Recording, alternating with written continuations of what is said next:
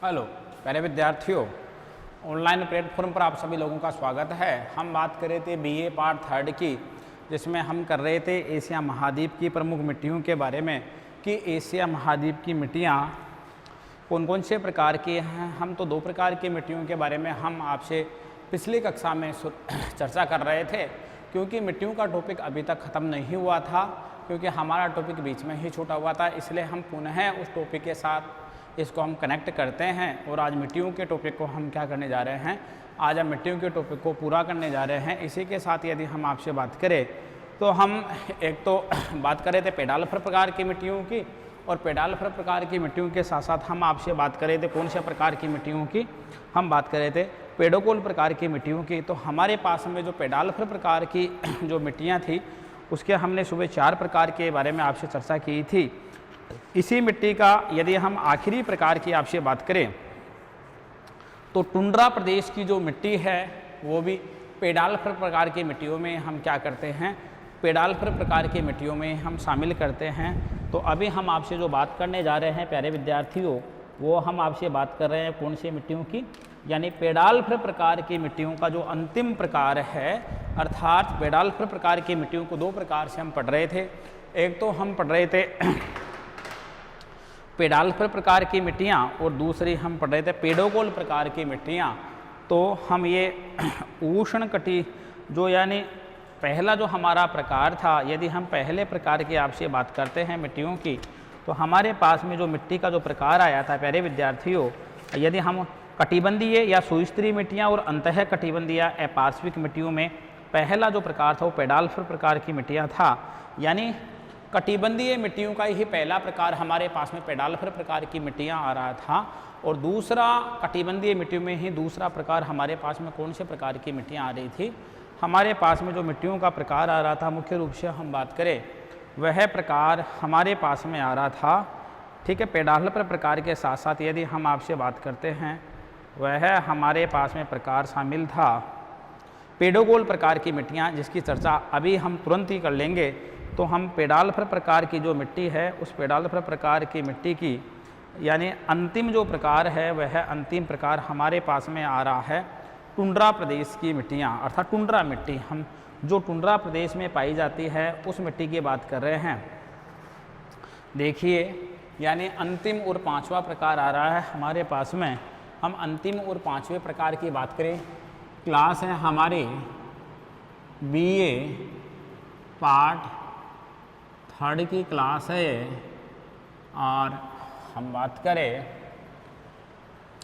BA part 3 के साथ साथ हमारे पास में पेपर है विश्व का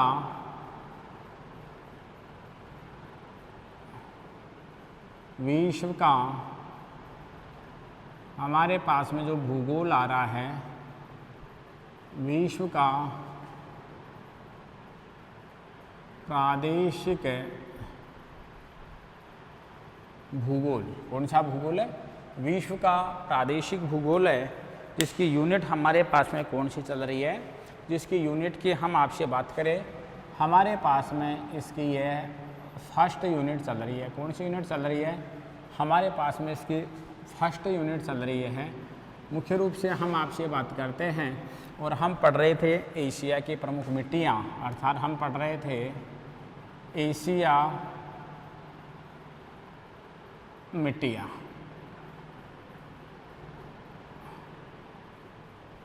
हम बात कर रहे थे एशिया की प्रमुख मिट्टियों की।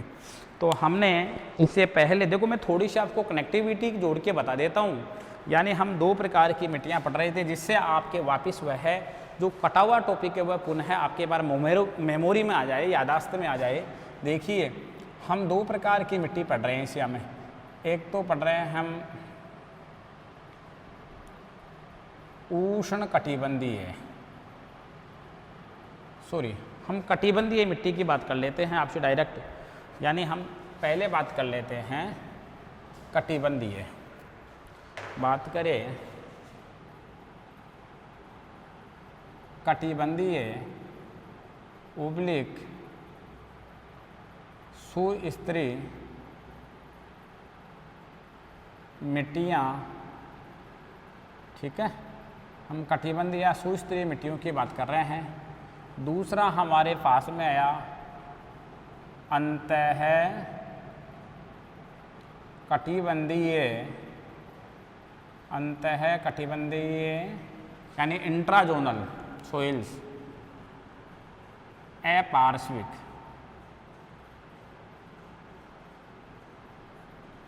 अपार्श्विक मिट्टियाँ। ये हमारे पास में एशिया महाद्वीप में दो प्रकार की मिट्टियाँ आ रही हैं। कितने प्रकार की मिट्टी आ रही हैं? एक तो हमारे पास में आ रही है कटिबंधीय या सुस्तरीय मिट्टियाँ, दूसरी आ रही है अंतः कटिबंधीय या अपार्श्विक मिट्टियाँ। कौन सी मिट्टियाँ?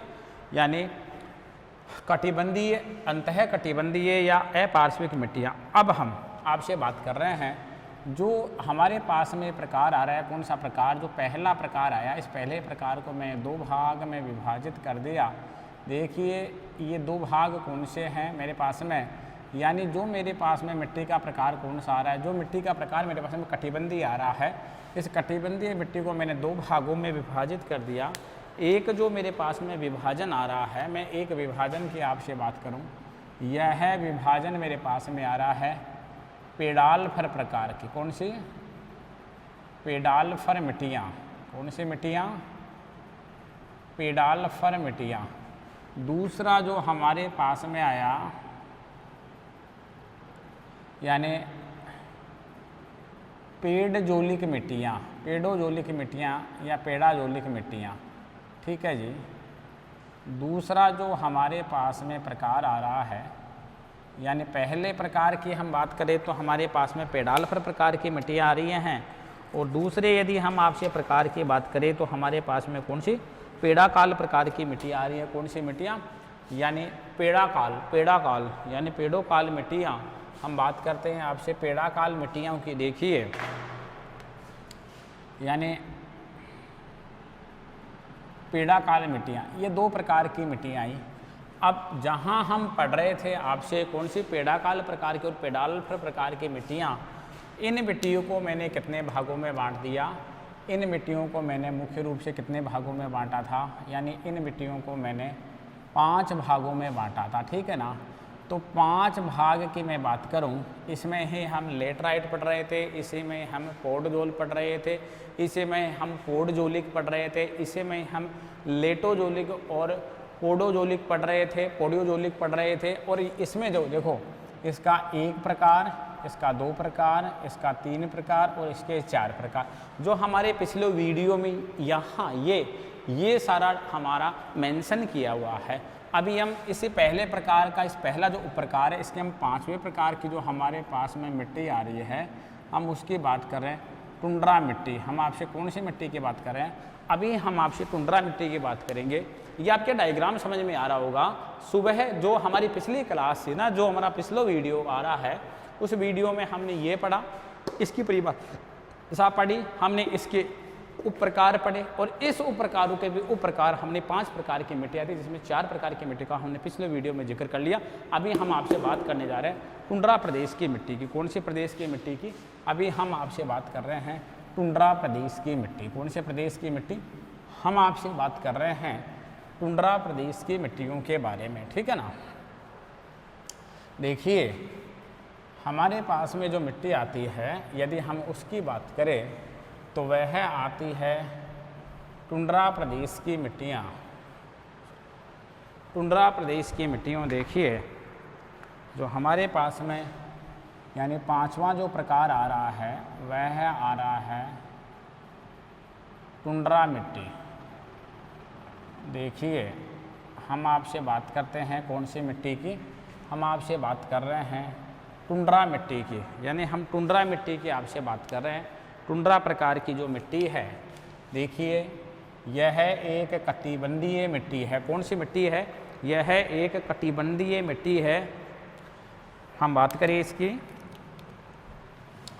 यह एक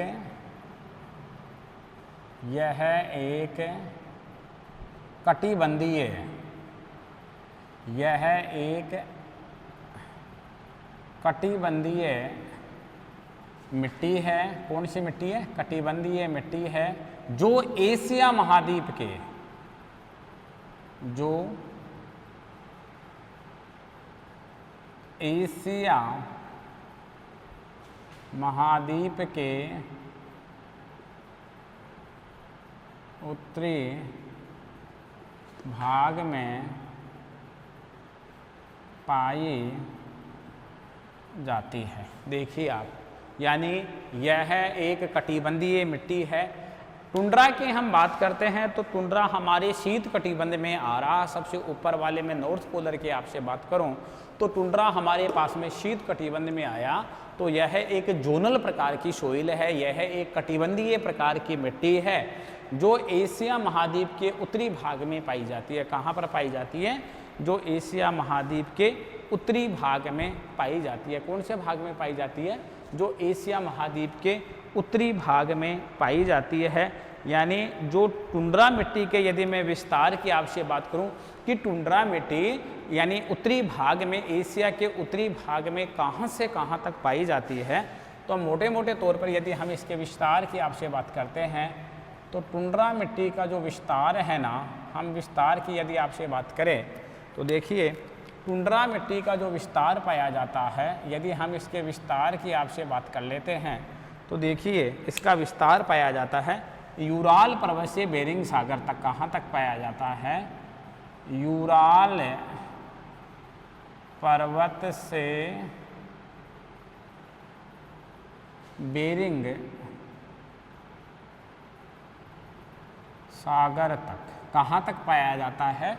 टुंड्रा प्रकार की जो मिट्टी है ना, इस टुंड्रा प्रकार की जो मिट्टी का जो विस्तार पाया जाता है वह विस्तार हमारे पास में पाया जा रहा है। कहाँ तक ये विस्तार पाया जाता है? हमारे पास में यूराल पर्वत से लेकर के और जो पूर्व में बेरिंग सागर है वहाँ तक पाया जाता है। ठीक है ना। हम आगे आपसे बात करें कि ये जो टुंड्रा मिट्टी है ना, ये टुंड्रा मिट्टी यानी टुंड्रा मिट्टी की यदि हम आपसे बात करते हैं, हमेशा क्या रहती है? ये हमेशा हिमाच्छादित रहती है। यानी हमेशा ये मिट्टी क्या रहती है? हिमाच्छादित रहती है। इसी कारण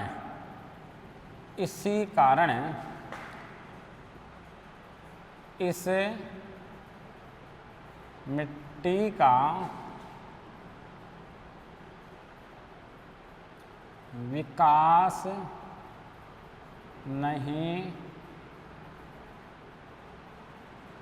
हो पाया है। देखिए, यानी ये मिट्टी हमेशा क्या रहती है?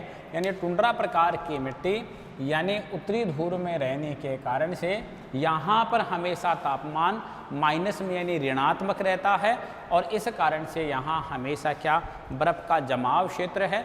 बर्फ़ का जमाव क्षेत्र होने के कारण से यदि हम आपसे बात करें कि यह क्षेत्र जब बर्फ़ का जमाव क्षेत्र है और बर्फ़ का जमाव क्षेत्र होने के कारण से यदि हम आपसे बात करते हैं कि इस कारण से इस क्षेत्र में जो मिट्टी पाई जाती है, इस मिट्टी का प्रॉपर रूप से क्या नहीं हो पाया है? इस मिट्टी का प्रॉपर रूप से यहाँ पर विकास नहीं हो पाया है, क्योंकि यह आइस कवर्ड क्षेत्र है। यहाँ पर हमेशा 12 महीने क्या जमी रहती है? यहाँ पर बर्फ़ जमी रहती है। अर्थात ये जो टुंड्रा प्रकार की मिट्टी है ना, इस टुंड्रा प्रकार की मिट्टी में जैव पदार्थों का भी क्या पाया जाता है? अभाव पाया जाता है। अर्थात हम यदि मोटे मोटे तौर पर फैक्ट की बात करें कि जो टुंड्रा मिट्टी है ना, जो टुंड्रा मिट्टी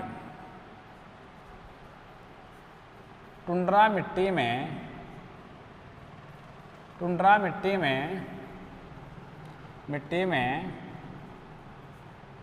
जैव पदार्थों का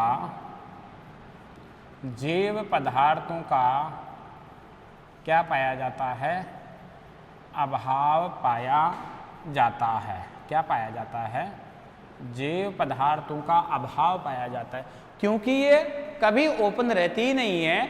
ये मिट्टी हमेशा आइस से कवर्ड रहती है, हिमाच्छादित मिट्टी रहती है। यहाँ का टेम्परेचर हमेशा ऋणात्मक रहता है। यदि हम बात करें जब यहाँ का टेम्परेचर हमेशा ऋणात्मक रहता है, कभी ये भूमि ओपन रहती ही नहीं है। इस कारण से यदि हम मुख्य रूप से आपसे बात करते हैं कि इस क्षेत्र की जो प्रमुख मिट्टियाँ हैं उन मिट्टियों का विकास ही नहीं हो पाया है, यहाँ पर वनस्पति पाई ही नहीं जाती है, यहाँ पर जीव जंतु पाए ही नहीं जाते, बहुत न्यून मात्रा में, बहुत अल्प मात्रा में यहाँ पर जीव जंतु पाए जाते हैं। इस कारण से उन जीव जंतुओं का इस मिट्टी में किसी प्रकार का कोई योगदान नहीं होता है। जो टुंड्रा प्रकार की मिट्टी पाई जाती है, यह टुंड्रा प्रकार की जो मिट्टी है, इस मिट्टी की हम आपसे बात करें कि इस मिट्टी में टुंड्रा प्रकार की जो मिट्टी है इसमें किसी प्रकार का फोसिल नहीं पाया जाता है। क्या नहीं पाया जाता है? किसी प्रकार का फोसिल या जीवाश्म नहीं पाया जाता है। यहाँ पर किसी भी प्रकार का जीवाश्म यहाँ पर नहीं पाया जाता है। तो हम बात कर रहे थे कौन सी? पेडाल्फ प्रकार की 5 प्रकार की मिट्टियों की। तो हमारे पास में जो 5 प्रकार की मिट्टियाँ हैं वो कंप्लीट होती हैं। हम यानी जो कटिबंधीय मिट्टी है, कटिबंधीय मिट्टी का जो हमारे पास में जो दूसरा जो उप प्रकार आ रहा है, जिसको हम क्या कह रहे थे, जिसको हम पेड़ यानी पेड़ोकाल के नाम से जान रहे थे हम, तो पेड़ोकोल प्रकार की जो मिट्टियां हैं उन मिट्टियों के अब हम आपसे बात कर रहे हैं। देखिए हम आगे बढ़ाते हैं, टॉपिक को आगे चलते हैं और हम आपसे बात कर रहे हैं उन मिट्टियों की बात कर रहे हैं जो कटिबंधीय प्रकार की मिट्टियां हैं, जोनल प्रकार की मिट्टियां हैं। लेकिन हमने उन कटिबंधीय मिट्टियों को भी कितने भागों में बांटा था? हमने उन कटिबंधीय मिट्टियों को भी कितने भागों में बांटा था? मुख्य रूप से बात करें कि उन कटिबंधीय मिट्टियों को भी हमने बांटा था कितने भागों में? यानी 2 भागों में बांटा था। एक तो पेडाल्फ प्रकार की मिट्टियाँ, तो पेडाल्फ प्रकार की जो मिट्टियाँ हैं हमने उनके 5 प्रकारों का अध्ययन कर लिया। अब हमारे पास में जो कटिबंधीय प्रकार की मिट्टी है उसी का ही दूसरा उप प्रकार आ रहा है, जिसको हम पेड़ोकाल प्रकार की मिट्टियाँ कह रहे हैं। दूसरा प्रकार है हमारे पास में उसी का ही। यदि हम उसी के दूसरे प्रकार की बात कर रहे हैं तो हमारे पास में क्या आ रहा है? उसका वे प्रकार आ रहा है। कौन सा प्रकार आ रहा है? वे। यानी कटिबंधीय मिट्टी हमारे पास में क्या थी? यदि हम कटिबंधीय मिट्टी की आपसे बारे में बात करें तो देखिए हमारे पास में सबसे पहले थी कौन सी मिट्टी? यानी कटिबंधीय मिट्टी। देखिए हमारे पास में कटिबंधीय मिट्टी थी। उस कटिबंधीय मिट्टी की यदि हम आपसे बात करते हैं तो कटिबंधीय जो मिट्टी है, यह कटिबंधीय मिट्टी कितने प्रकार की थी?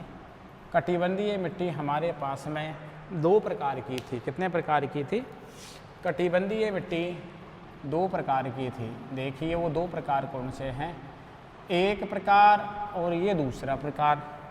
यानी जो पहला हमारे पास में इसका प्रकार आ रहा है, तो पहला प्रकार तो आ रहा है हमारे पास में पेडाल्फर प्रकार की मिट्टियाँ। कौन से प्रकार की मिट्टियाँ? पेडाल्फर प्रकार की मिट्टियाँ, यानी पेडाल्फर मिट्टियाँ। पहला तो प्रकार हमारे पास में यह आया था, ठीक है जी।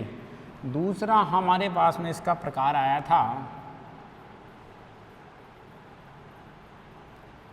पेड़ोकाल मिट्टियाँ। कौन सी मिट्टियाँ? पेड़ाकाल मिट्टियाँ। हम बात कर रहे हैं पेड़ाकाल मिट्टियों की। देखिए हम आपसे बात कर रहे हैं एक तो पेडाल्फर प्रकार की मिट्टियाँ और दूसरी हम आपसे बात कर रहे हैं यानी पेडाल्फर प्रकार की मिट्टियों की। तो हमने इस मिट्टी के तो 5 प्रकारों का हमने अध्ययन कर लिया। अब हम आपसे जो बात करने जा रहे हैं हम इसकी बात कर रहे हैं पेड़ाकाल मिट्टियों की। पेड़ाकाल मिट्टियों की तो पेड़ाकाल जो मिट्टी है ना हमारे पास में, यदि हम पेड़ाकाल मिट्टी की आपसे बात करें तो 2 पेड़ाकाल मिट्टियाँ हैं। वह पेड़ाकाल मिट्टियाँ भी कितने प्रकार की हैं? वह 3 प्रकार की हैं। कितने प्रकार की मिट्टियाँ हैं? पेड़ाकाल जो मिट्टी है वो हमारे पास में 3 प्रकार की है। हम उनके तीनों प्रकारों की अभी आपसे बात कर लेते हैं। देखिए यानी ये मिट्टियाँ कितने प्रकार की हैं? यह मिट्टियाँ हमारे पास में 3 प्रकार की हैं। 3 प्रकार की मिट्टियाँ हैं। कितने प्रकार की मिट्टियाँ हैं? 3 प्रकार की मिट्टियाँ हैं। देखिए हम पहले प्रकार की आपसे बात करते हैं चन्नोज में मिट्टी। कौन सी मिट्टी आती है हमारे पास में? जो पहली मिट्टी आती है हमारे पास में में उसकी यानी पेडोकोल कटिबंधीय मिट्टी का दूसरा उपप्रकार पेडोकोल मिट्टियाँ। तो पेडोकोल मिट्टियाँ कितने प्रकार की? 3 प्रकार की। तो इसका पहला प्रकार की मैं बात कर रहा हूँ, जो मेरे पास में इसका पहला प्रकार आ रहा है वह आ रहा है कौन सी मिट्टी का? चरनोजम मिट्टी। कौन सी मिट्टी? चरनोजम मिट्टी। पहली जो मिट्टी का प्रकार आया वह मेरे पास में आ रहा है चरनोजम मिट्टी। देखिए मैं आपसे चरनोजम मिट्टी की बात कर रहा हूँ प्यारे विद्यार्थियों। हम बात करेंगे चरनोजम।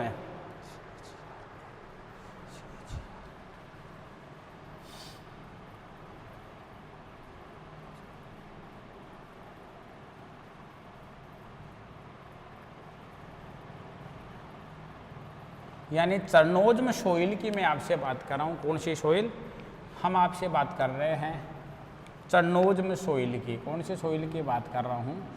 मैं आपसे बात कर रहा हूँ चरनोजम सोइल की। देखिए हम चरनोजम सोइल की यदि आपसे बात करें तो ये पेड़ाकाल जो मिट्टियाँ हैं उनका पहला प्रकार आता है, अर्थात ये मिट्टी शीतोष्ण कटिबंधीय जो छोटी घास होती हैं, यानी चरनोजम प्रकार की जो मिट्टी है ना, ये चरनोजम प्रकार की मिट्टी जो शीतोष्ण कटिबंधीय जो छोटी घास होती है, जिसको एशिया महाद्वीप में हम स्टेबी घास के नाम से जानते हैं, वहाँ पर इस मिट्टी का क्या पाया जाता है? यानी उस भाग में यह मिट्टी विकसित होती है, यानी यह मिट्टी वहाँ पर विकसित होती है।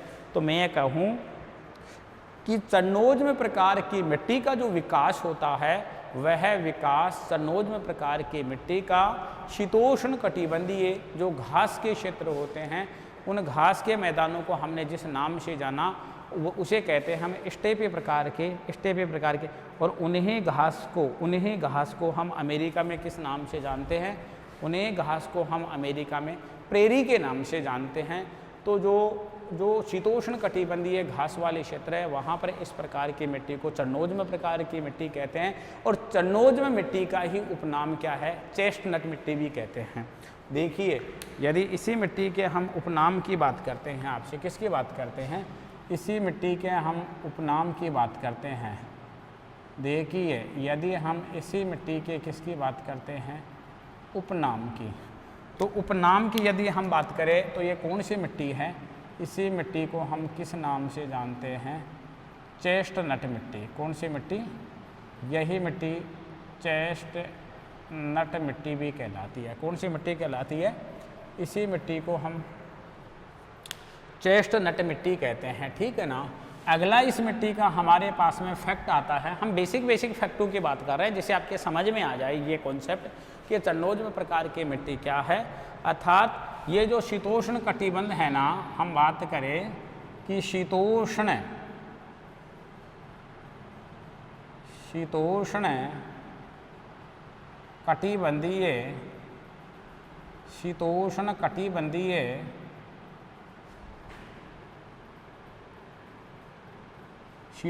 कटिबंधीय छोटी शीतोष्ण कटिबंधीय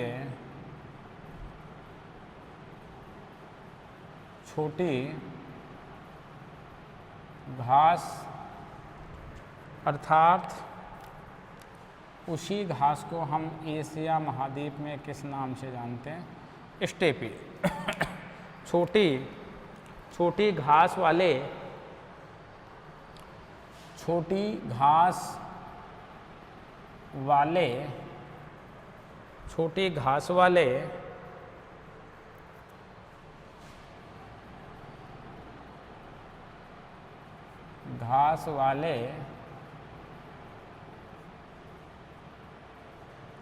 क्षेत्रों में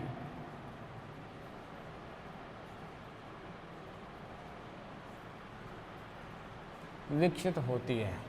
छोटी घास वाले क्षेत्रों में विकसित होती है, यानी इसका उपनाम है वो चेस्ट प्रकार की मृदा भी कहलाती है। ये चेस्टनट मृदा भी कहते हैं। यानी जो शीतोष्ण कटिबंधीय जो घास के यानी छोटी घास वाले जो क्षेत्र हैं, यानी जहाँ पर छोटी घास और शीतोष्ण कटिबंधीय घास को हम स्टेपी प्रकार की घास कहते हैं, उस घास में इस प्रकार की मिट्टी का क्या होता है? इस प्रकार की मिट्टी का विकास हुआ है। यानी इस मिट्टी का रंग, यानी इस मिट्टी का जो रंग है ना, यानी इस मिट्टी का रंग काला काला एवं क्या है, यानी भूरा है, यानी काला एवं भूरा रंग, यानी इस मिट्टी का रंग कैसा है, यह मिट्टी काले और भूरे रंग पर की मिट्टी है, यानी हल्का काला और भूरा रंग है इस मिट्टी का। जो चन्नोजम प्रकार की मृदा है ना, इस चन्नोजम प्रकार की मिट्टी में यानी मुख्य रूप से हम बात करें इसमें, यानी इसका रंग काला और भूरा होता है। इस मिट्टी में दो संस्तर पाए जाते हैं, एक बै संस्तर, दूसरा यानी असंस्तर। यानी इस मिट्टी में यानी जो संस्तर है ना, यानी संस्तर की यदि मैं आपसे बात करूं तो इस मिट्टी में कितने संस्तर पाए जाते हैं, इस मिट्टी में जो संस्तर पाए जाते हैं, संस्तर यानी दो संस्तर दो पाए जाते हैं। कितने पाए जाते हैं, दो पाए जाते हैं। एक जो संस्तर हमारे पास में आता है, तो एक संस्तर तो आता है हमारे पास में, कौन सा संस्तर, असंस्तर, ठीक है ना, असंस्तर। और दूसरा जो हमारे पास में संस्तर आता है, दूसरा जो संस्तर आता है वह संस्तर आता है कौन सा, हमारे पास में आता है बै संस्तर।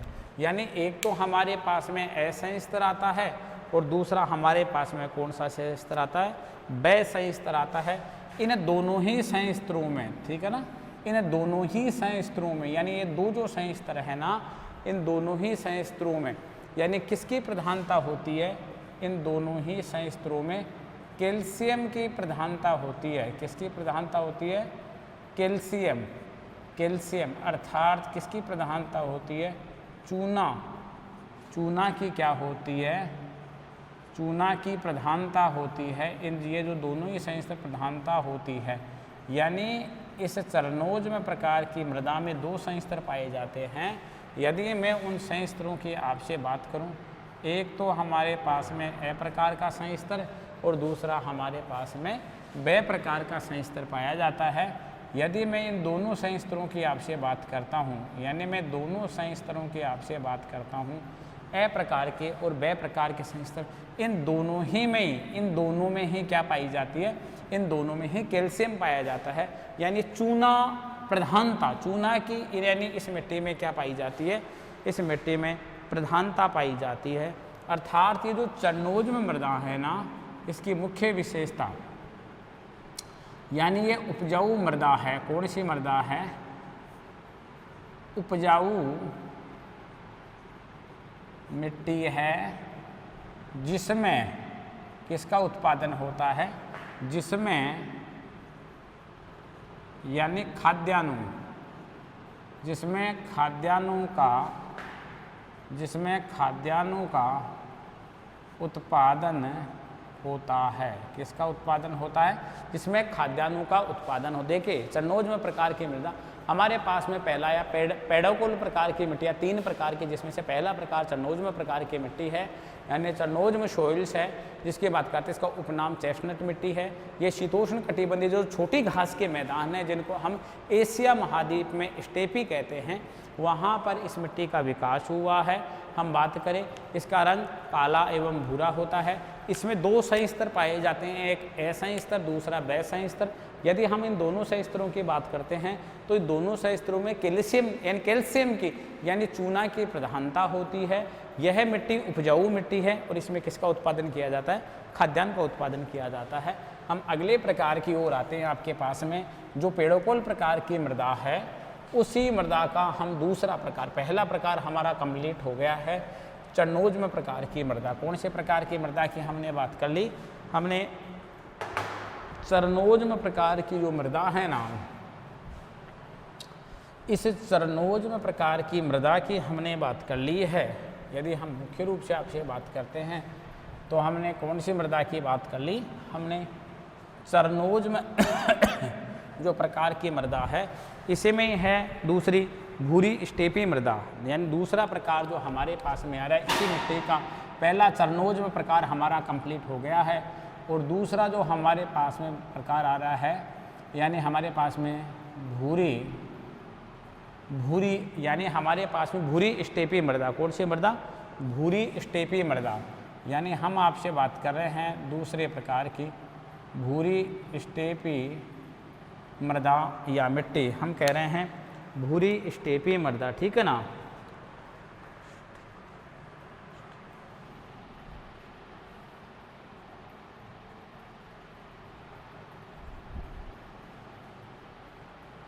यानी हम बात कर रहे हैं आपसे भूरी स्टेपी सॉइल्स की, भूरी स्टेपी सॉइल की हम आपसे बात कर रहे हैं।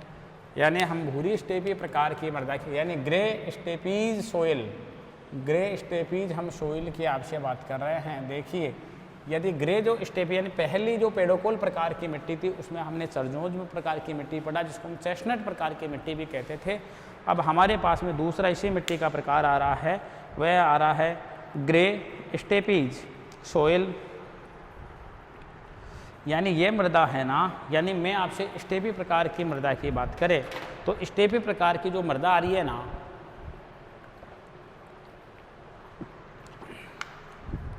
यदि मैं इस मृदा की आपसे बात करूं तो देखो आप इस कॉन्सेप्ट को आप समझना। मैं इसी के कॉन्सेप्ट में मैं आपको बता रहा हूं, आपके तुरंत समझ में आएगा। एक बार देखो, मैं इसको लिख रहा हूं और लिख के फिर मैं आपको बता रहा हूं। देखिए, जो पेडोकोल प्रकार की मिट्टियां हैं ना, यानी जो हमारे पास में पेडोकोल प्रकार की मिट्टियां हैं, यानी ये पेडोकोल की प्रकार की मिट्टियां 3 प्रकार की हैं।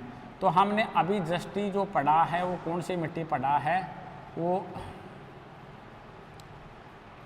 चरनोज्म, कौन सी मिट्टी, चरनोज्म, कौन सी मिट्टी पढ़ा है हमने, चरनोज्म मिट्टी पढ़ा है। अब हम दूसरे क्रम में जो हमारे पास में दूसरा क्रम आ रहा है इसी का, तो वो आ रहा है हमारे पास में कौन सी मिट्टी, भूरी स्टेपी मिट्टी आया हमारे पास में, इसी का ही सेकंड क्रम। और इसी का ही जो हमारे पास में थर्ड क्रम आएगा वह आएगा कौन सी मिट्टी, यानी मरुस्थलीय मिट्टी।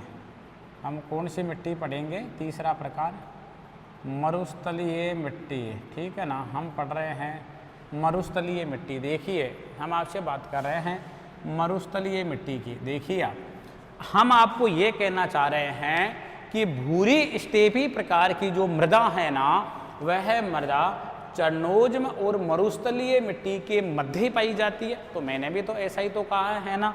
इस मिट्टी को हमने कौन सा नंबर दिया, यह मिट्टी 1 नंबर पर जो अभी हमने जिक्र किया, यह मिट्टी 2 नंबर पर। देखिए, हम 2 नंबर प्रकार की मिट्टी का जिक्र कर रहे हैं और यह मिट्टी कौन से नंबर पर है, तीसरे नंबर पर।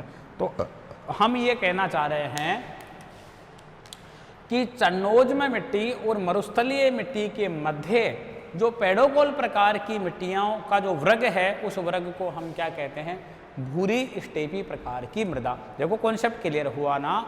आपसे कोई प्रश्न पूछे साहब भूरी स्टेपी प्रकार की मृदा कहाँ स्थित है, तो हम ये बताएंगे जो हमारा पेडोकोल मिट्टियों का वर्ग है ना, यानी जो हमारे पेडोकोल मिट्टियों के प्रकार है ना, वह 3 प्रकार की मिट्टियाँ हैं। तो चरनोज्म मिट्टी और मरुस्थलीय मिट्टी के मध्य जो मिट्टी पाई जाती है वो पेडोकोल मिट्टी का कौन सा वर्ग है, दूसरा वर्ग, जिसको भूरी स्टेपी मृदा के नाम से भी हम क्या करते हैं, जानते हैं मुख्य रूप से।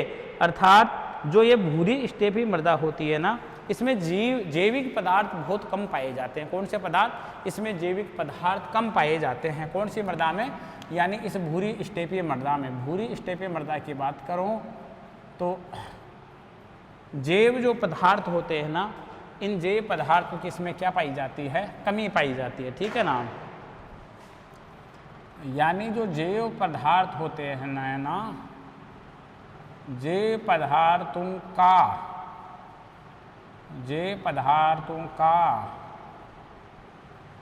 अभाव पाया जाता है। क्या पाया जाता है, जैव पदार्थों का अभाव पाया जाता है। कौन सी मृदा में, भूरी स्टेपी प्रकार की जो मृदा है, इसमें जैव पदार्थों का अभाव पाया जाता है, ठीक है ना।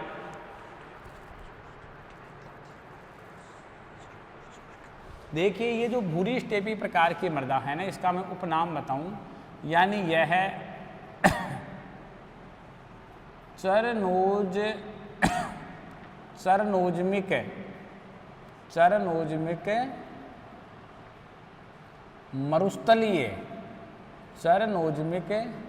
मरुस्थलीय मृदा भी कहलाती है। कौन सी मृदा कहलाती है ये, यानी ये चरनोज्मिक मरुस्थलीय मृदा भी कहलाती है। कौन सी मिट्टी, भूरी स्टेपी प्रकार की जो मृदा है ना, यह मिट्टी कौन सी मिट्टी कहलाती है, इस मिट्टी को हम कहते हैं कौन सी, यानी चरनोज्मिक मरुस्थलीय मृदा के नाम से भी भूरी स्टेपी प्रकार के, क्योंकि इसका रंग कैसा होता है, भूरा होता है, ब्राउन होता है, तो इसको इस नाम से भी हम क्या करते हैं, हम इस मिट्टी को इस नाम से भी जानते हैं। ठीक है ना। तो हमारे पास में 2 वर्ग, यानी दूसरा जो हमारे पास में कटिबंधीय प्रकार की जोनल प्रकार की सोइल थी, उसमें हमने 2 प्रकार पढ़े थे।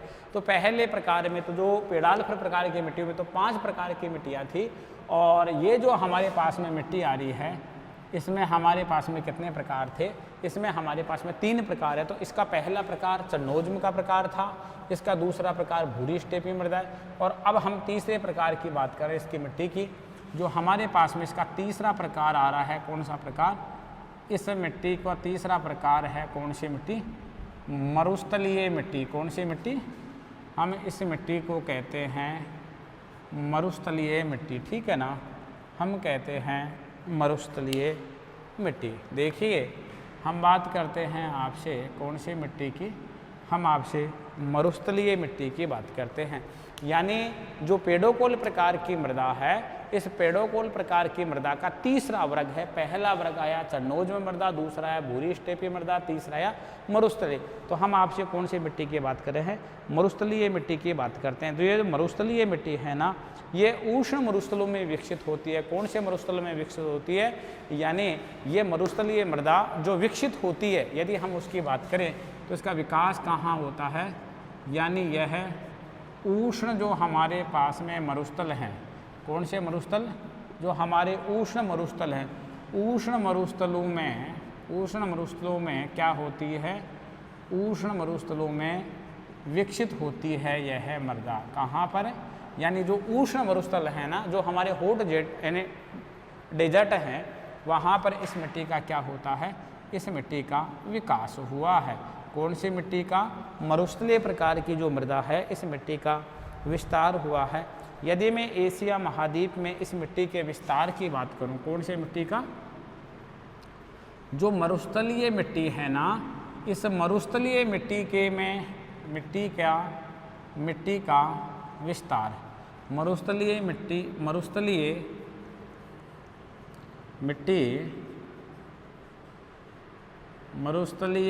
का विस्तार, कौन सी मिट्टी का विस्तार, मरुस्थलीय मिट्टी का विस्तार। तो ये मरुस्थलीय प्रकार की जो मृदा पाई जाती है एशिया महाद्वीप में, हम एशिया की मिट्टियाँ तो पढ़ रहे हैं, ये पाई जाती है इराक में, ईरान में, ईरान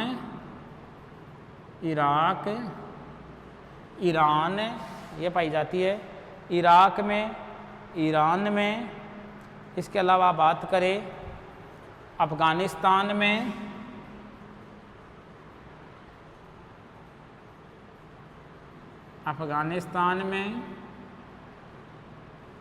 इसके अलावा बात करें गोबी मरुस्थल में, इसके अलावा बात करें थार मरुस्थल में। कौन से मरुस्थल में, तो यानी गोबी मरुस्थल में, थार मरुस्थल में। इसके अलावा अरेबियन डेजर्ट यानी अरब मरुस्थल में इस मिट्टी का क्या पाया जाता है, इस मिट्टी का विस्तार पाया जाता है। कौन सी मिट्टी का विस्तार पाया जाता है, यानी मरुस्थलीय जो मिट्टी है ना, इस मरुस्थलीय मिट्टी का क्या पाया जाता है, मरुस्थलीय मिट्टी का विस्तार पाया जाता है। कहाँ, इराक, ईरान, अफ़गानिस्तान, गोबी का जो मरुस्थल है, इस गोबी के मरुस्थल में। इसके अलावा बात करें थार के मरुस्थल में, इसके अलावा बात करें अरब के मरुस्थल में आदि में हमारे पास में जो मिट्टी है, कौन सी मिट्टी का विस्तार पाया जाता है, हमारे पास में जो ये मरुस्थलीय प्रकार की मृदा है, इस मरुस्थलीय प्रकार की मृदा का क्या पाया जाता है, मरुस्थलीय प्रकार की मृदा का विस्तार पाया जाता है। कहाँ पर पाया जाता है यानी जो मरुस्थलीय प्रकार की मृदा है ना, यानी यहाँ की बात करें, ये जो मरुस्थलीय मिट्टी है ना, मरुस्थलीय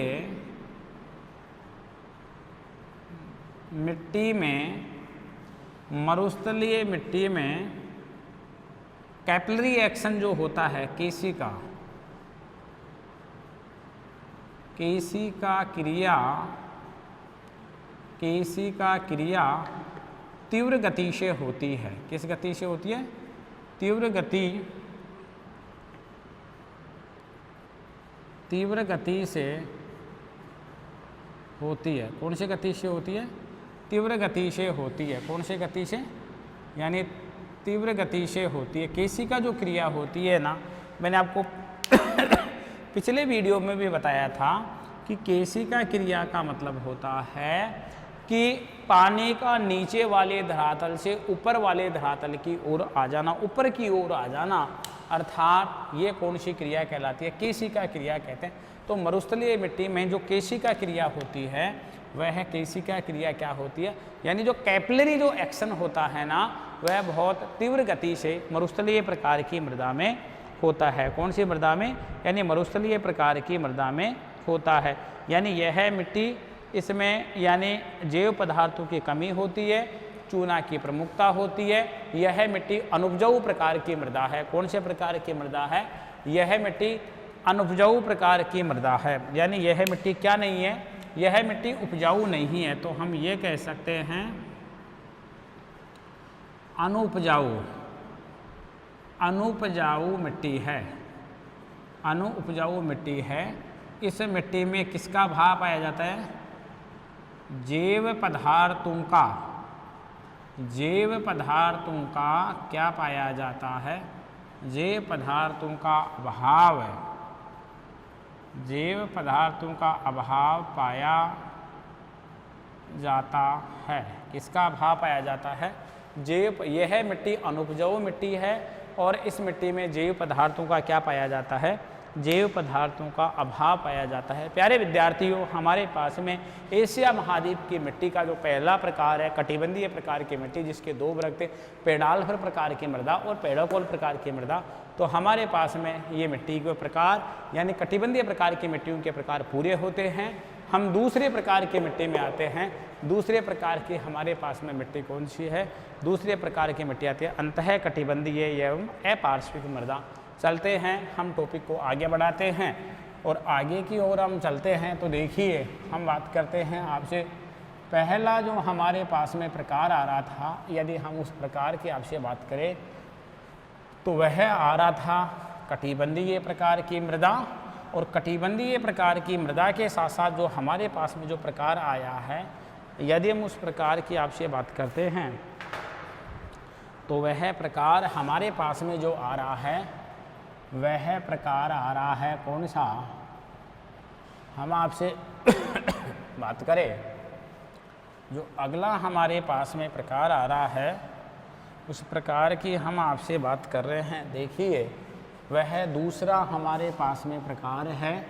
उस प्रकार की यदि हम बात करते हैं आपसे, तो दूसरा प्रकार है अंतः कटिबंधीय। ये तो हमारे पास में मिट्टियों का पहला प्रकार है और ये दूसरा प्रकार है। दूसरा प्रकार में हमारे पास में आ रही है अंतः कटिबंधीय। अंतः कटिबंधीय कौन सी मिट्टियाँ? अंतः कटिबंधीय, या इन्हीं को ही हम क्या कहते हैं? अंतः कटिबंधीय कोई अपार्श्विक। कौन सी मिट्टी? अपार्श्विक। अपार्श्विक मिट्टी यानी अपार्श्विक मिट्टियाँ। ठीक है जी। पहला जो प्रकार आया था, यह आया था सुस्त्री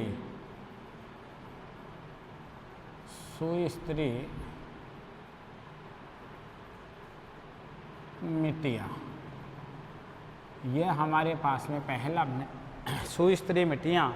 तो हमने अभी जो बात की है आपसे कटिबंधीय प्रकार की मिट्टियों की बात कर ली है। हम दूसरे प्रकार पर आ रहे हैं जो हमारे पास में आता है इंट्राजोनल। कौन सा जोनल आ रहा है? हमारे पास में आ रहा है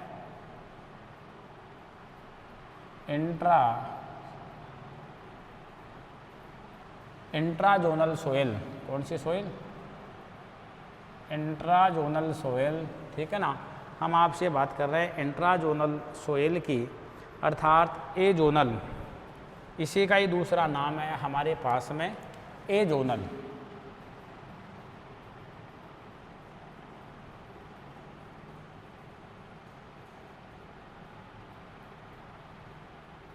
एजोनल सोइल, देखिए हम इसी प्रकार की आपसे बात कर रहे हैं, यानी इंट्राजोनल या हम एजोनल प्रकार की मिट्टियों की हम आपसे बात कर रहे हैं कि ये हमारे पास में दूसरे प्रकार की मिट्टियाँ। हम इस प्रकार की मिट्टियों की बात करें,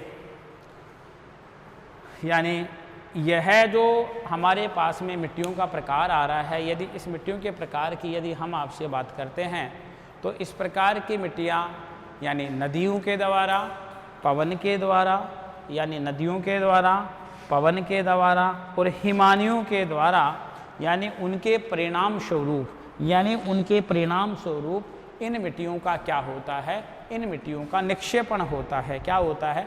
इन मिट्टियों का निक्षेपण होता है, यानी अंतः कटिबंधीय इंट्राजोनल। इंट्रा का मतलब यानी ये दूसरे प्रदेश से मिट्टी आती हैं, ये उस मूल प्रदेश की मिट्टी नहीं होती है जिस प्रदेश की हम मिट्टी का अध्ययन कर रहे हैं।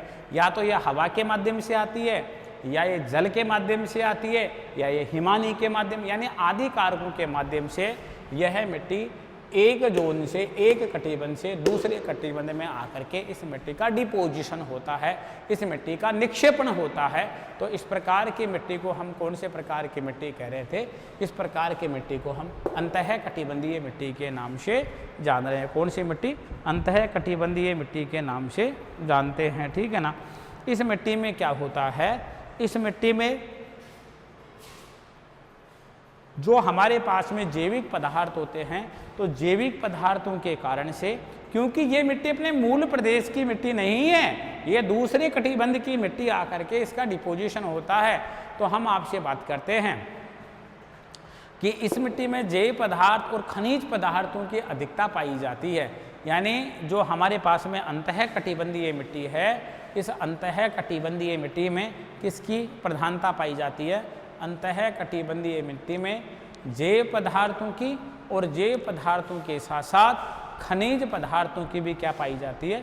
खनिज पदार्थों की भी अधिकता पाई जाती है। किसकी अधिकता पाई जाती है? जैव पदार्थों की और खनिज पदार्थों की भी क्या पाई जाती है? अधिकता पाई जाती है। हम मुख्य रूप से यदि बात करें आपसे प्यारे विद्यार्थियों, यानी लावा से निर्मित काली मिट्टी, यानी जो लावा से निर्मित है, देखो एक महत्वपूर्ण फैक्ट है, इसको अपन लिख लेते हैं। लावा से निर्मित इसी के अंतर्गत आती है। लावा निर्मित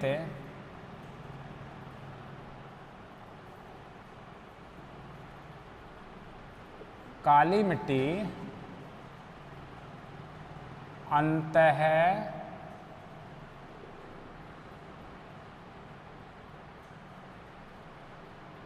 कटिबंधीय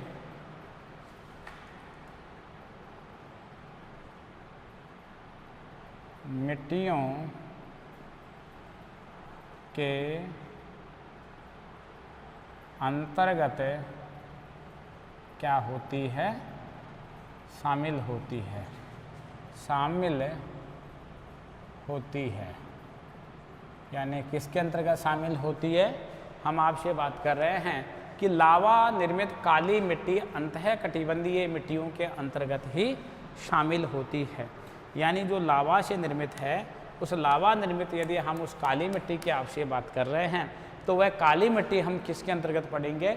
हम इंट्राजोनल सोइल्स के अंदर या एजोनल सोइल्स के अंतर्गत हम आपसे पढ़ेंगे, ठीक है ना। तो यह जो मिट्टी का हमारे पास में प्रकार आ रहा है, दूसरे प्रकार की यदि हम मिट्टी की बात करते हैं, तो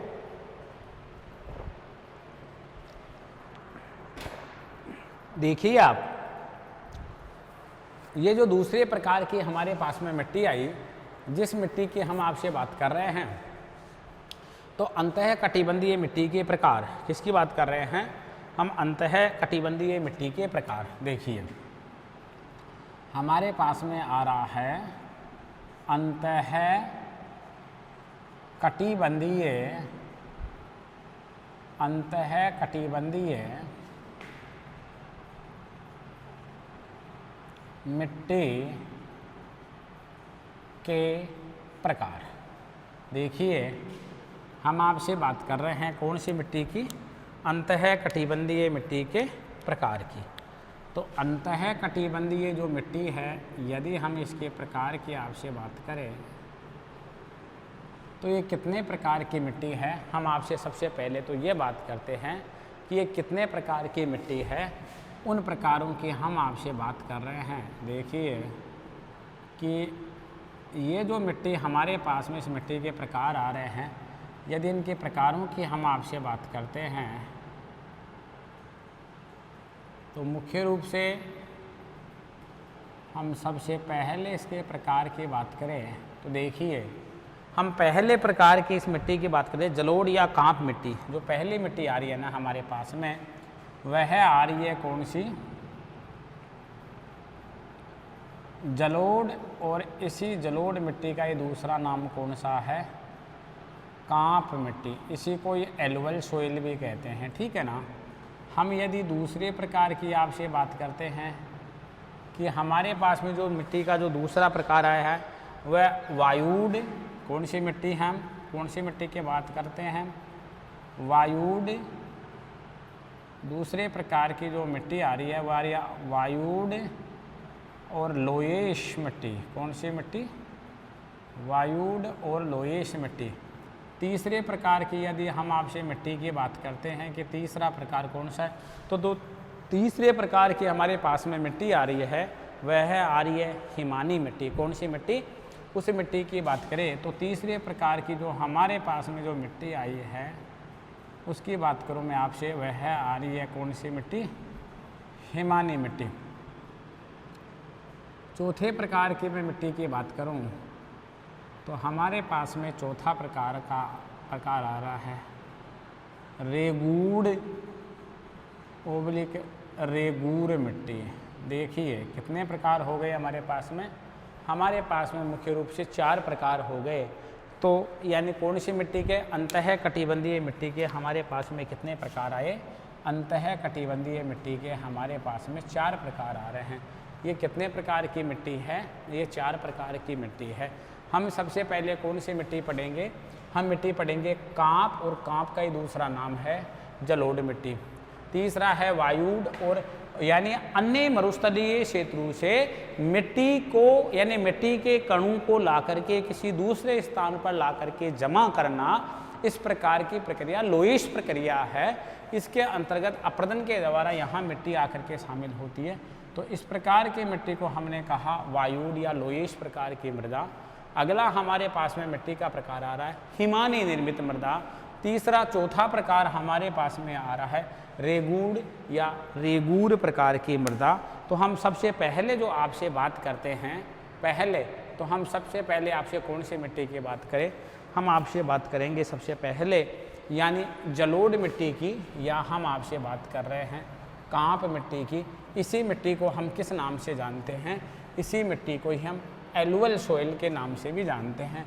जो संसार की सबसे उपजाऊ मिट्टियों में शामिल होती है, जो संसार की सबसे उपजाऊ मिट्टी है। कौन सी मिट्टी की बात कर रहा हूँ मैं, आपसे बात कर रहा हूँ रेगूर प्रकार की मृदा की, ठीक है ना। तो हमारे पास में मिट्टी का कौन सा प्रकार आ रहा है, हमारे पास में मिट्टी का पहला प्रकार आ रहा है जो अंतःकटिबंधीय मिट्टी है। यह है अंतःकटिबंधीय मिट्टी का पहला प्रकार। तो पहले प्रकार को देखिए, हम पहला जलोढ़ या कांप मिट्टी की हम आपसे बात कर रहे हैं। देखिए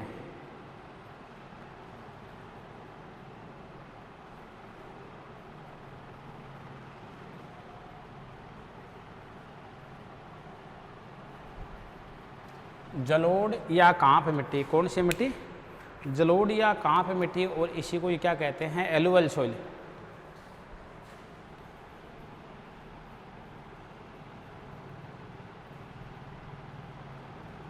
यानी हम आपसे बात करें कौन सी सोइल की, एलुवल सोइल की, ठीक है ना, एलुवल। हम आपसे बात कर रहे हैं एलुवल सोइल की। देखिए यानी ये जलोढ़ और जो ये कांप मिट्टी है ना, यानी इस मिट्टी की बात करता हूँ मैं आपसे। प्यारे विद्यार्थियों, जलोढ़ मिट्टी और कांप मिट्टी का निर्माण अवशेषों के द्वारा या नदी के अवशेषों के द्वारा होता है। अर्थात हम बात करते हैं कि एक नदी के द्वारा या जो अपरदन होता है, अपरदन के द्वारा जो अवसाद होता है, जो मलबा होता है, जब उसको बहा करके लाया जाता है, बहा करके लाने के बाद में जो डाउनवार्ड वाला भाग होता है, उस डाउनवार्ड वाले भाग में यानी जो निम्न भाग होता है नदी का, यानी तल का निम्न भाग होता है, उस नदी के निम्न वाले भाग में यानी इस अवसाद को जमा कर दिया जाता है। इस अवसाद का क्या कर दिया जाता है? इस अवसाद का निक्षेप कर दिया जाता है।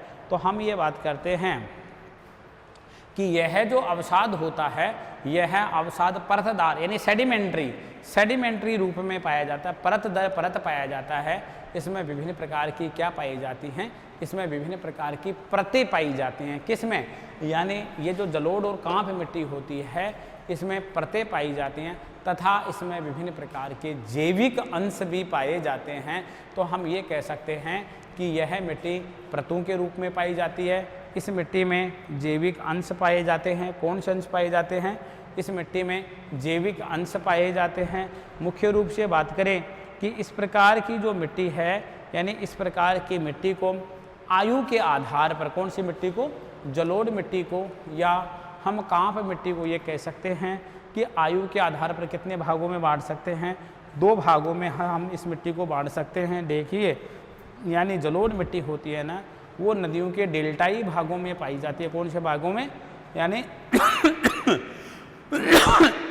नदियों के डेल्टाई भागों में पाई जाती है। इसके हम फैक्ट देख लेते हैं। नदी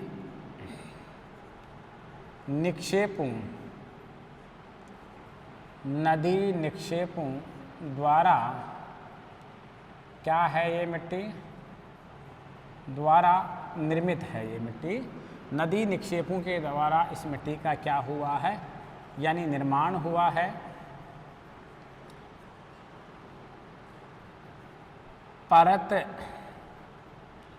परत इस मिट्टी में क्या पाई जाती हैं? परत यानी यह मिट्टी कैसी है? परतदार मिट्टी है। यानी जैविक अंश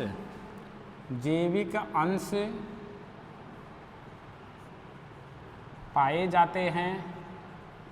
इस मिट्टी में क्या पाए जाते हैं? इस मिट्टी में जैविक अंश पाए जाते हैं। यदि हम आयु की बात करें, किसके आधार पर? आयु के आधार पर। तो देखिए, आयु के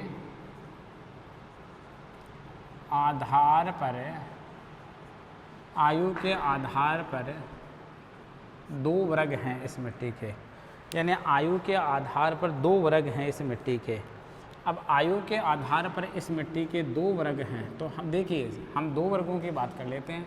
वो 2 वर्ग हमारे पास में कौन से हैं?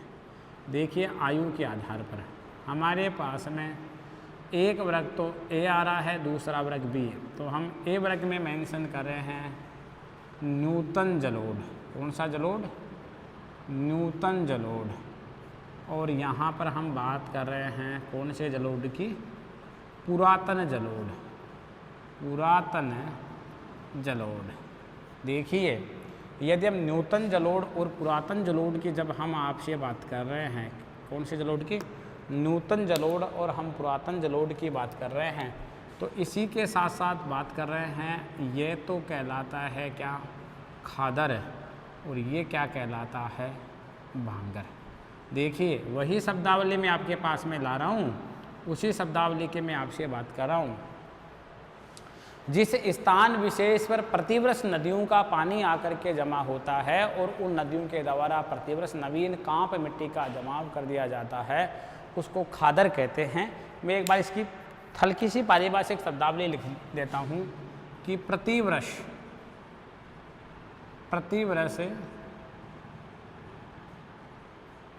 नदियों द्वारा नवीन कांप मिट्टी का जमाव। प्रतिवर्ष नवीन कांप मिट्टी का जमाव। दूसरा आता है बांगर, यानी बांगर बांगर बांगर। तो बांगर की बात करें कि यहाँ पर अब किसी समय यहाँ नदियों का पानी, नदियों के द्वारा अवसाद आकर के जमा होता था, लेकिन अब अवसाद आकर के जमा नहीं होता है। क्या नहीं जमा होता है?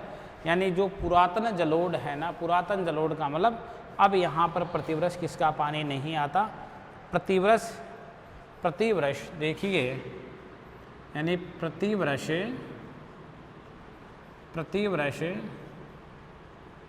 नवीन कांप मिट्टी का जमाव नहीं होता है, नहीं होता है। आप इस शब्द को बहुत ध्यान से देखना कि प्रतिवर्ष यहाँ पर क्या नहीं होता है, प्रतिवर्ष नवीन कांप मिट्टी का क्या नहीं होता है, प्रतिवर्ष नवीन कांप मिट्टी का जमाव नहीं होता है। क्या नहीं होता है? प्रतिवर्ष नवीन कांप मिट्टी का जमाव नहीं होता है। क्या नहीं होता है? प्रतिवर्ष नवीन कांप मिट्टी का जमाव नहीं होता है। अर्थार्थ की मैं बात करूँगा आपसे, तो फिर क्या होता है यहाँ पर क्या होता है? यहाँ पर पुरातन जलोढ़ मृदा होती है। कौन सी मृदा होती है? यहाँ पर पुरातन जलोढ़ मृदा होती है। अर्थात पुरातन जलोढ़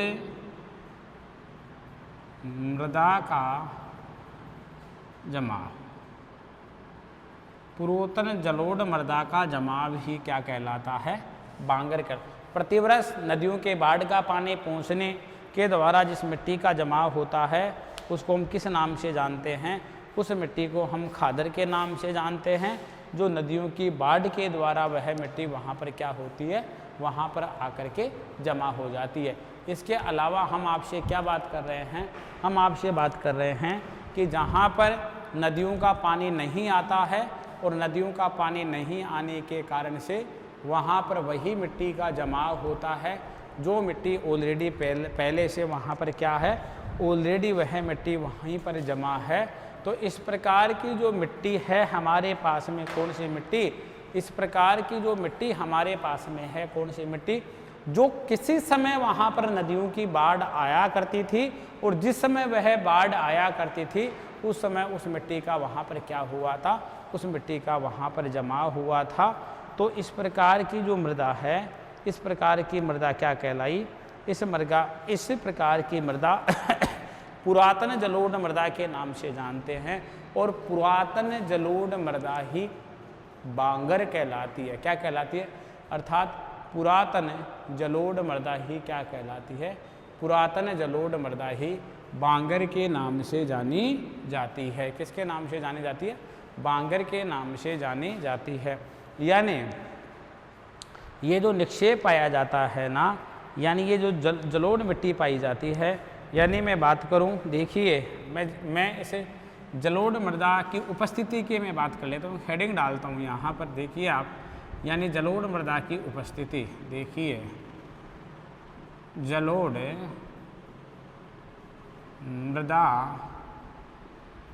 की क्या? जलोढ़ मृदा की उपस्थिति। कौन सी उपस्थिति? जलोढ़ मृदा की उपस्थिति। इसका मतलब जलोढ़ मृदा की उपस्थिति कहाँ कहाँ पाई जाती है?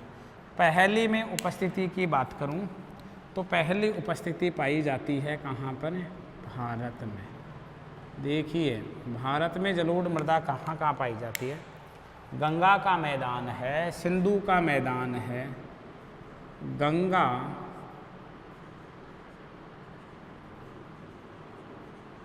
ब्रह्मपुत्र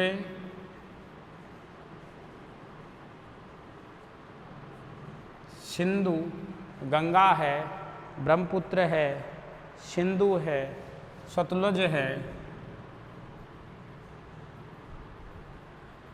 सतलुज है आदि। मैं आगे बात करूं कि और कहाँ पाया जाता है, इसके अलावा मैं बात करूं कहाँ की, चीन की।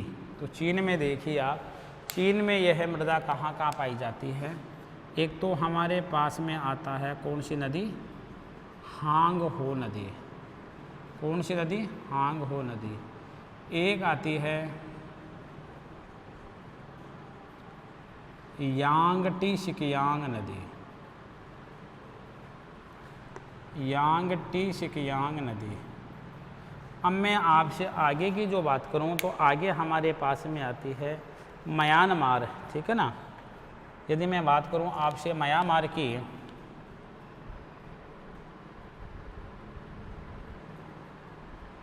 मैं म्यांमार की बात करूं तो म्यांमार में हमारे पास में कौन सी नदी आ रही है, इरावदी। कौन सी नदी आ रही है हमारे पास में, इरावदी। देखिए कौन सी नदी आ रही है, इरावदी।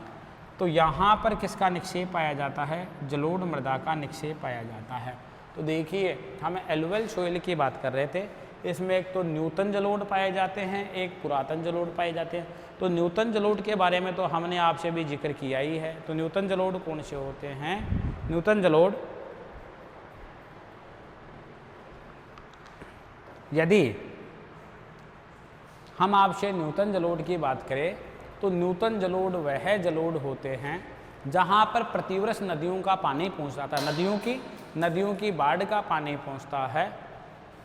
तो उनको हम किस नाम से जानते हैं, उनको हम न्यूतन जलोढ़ के नाम से जानते हैं। और जहाँ पर प्रतिवर्ष नदियों की बाढ़ का पानी नहीं पहुँचता है, हम उसको किसके नाम से जानते हैं, हम उसको पुरातन जलोढ़ के रूप में जानते हैं। खादर और बांगर दोनों ही शब्दावली महत्वपूर्ण है।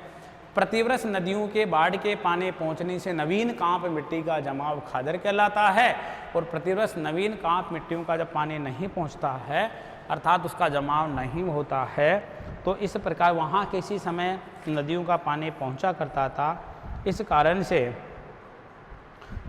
से वहाँ पर जमाव हो गया, लेकिन वर्तमान समय में वहाँ पर नहीं पहुँच रहा है, इस कारण से वह बांगर कहलाता है, ठीक है ना। ये जलोढ़ मृदा की उपस्थिति यहाँ पर पाई जाती है।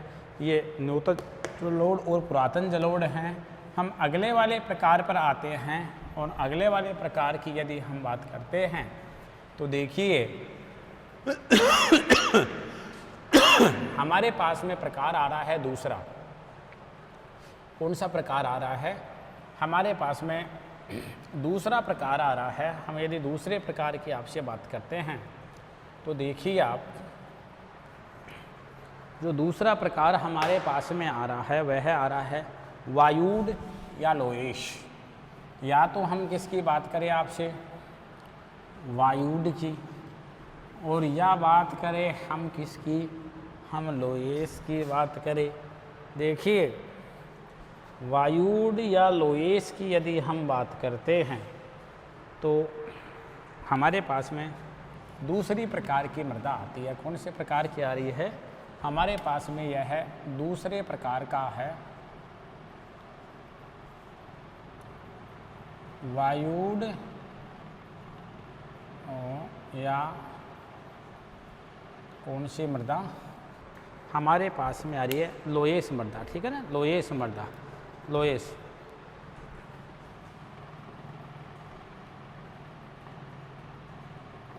यानी हम लोएश प्रकार की या कौन सी मृदा की बात कर रहे हैं, हम आपसे बात कर रहे हैं यानी वायुड प्रकार की जो मृदा है ना, उस प्रकार की बात कर रहे हैं।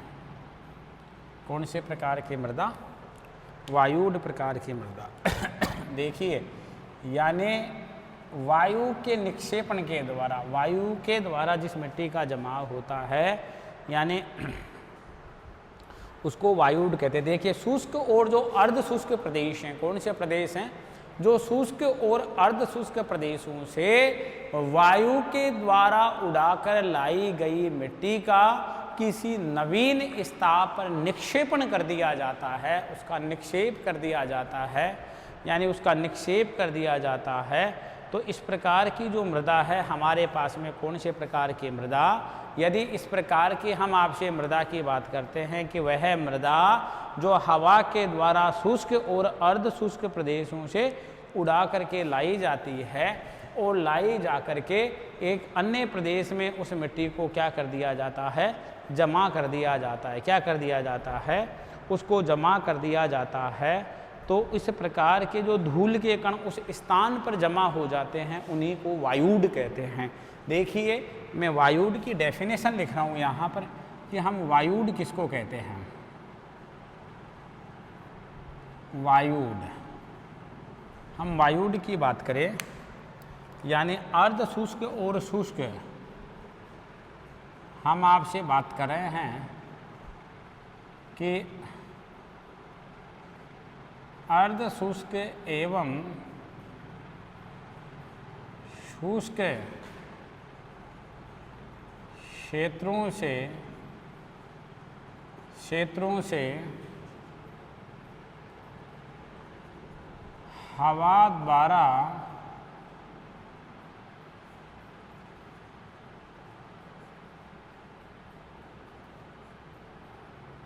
धूल कणों को उड़ाकर, यानी शुष्क व अर्ध शुष्क व शुष्क, यानी अर्ध शुष्क व शुष्क क्षेत्रों से हवा द्वारा धूल कणों को उड़ाकर, यानी धूल कणों का निक्षेप, यानी धूल